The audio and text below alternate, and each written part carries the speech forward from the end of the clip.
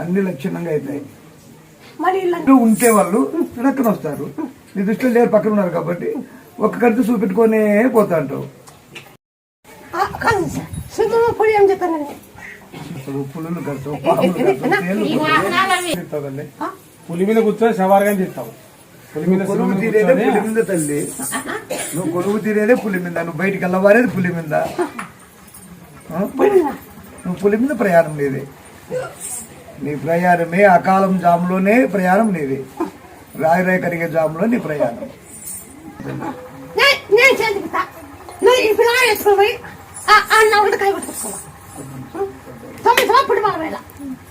ఇది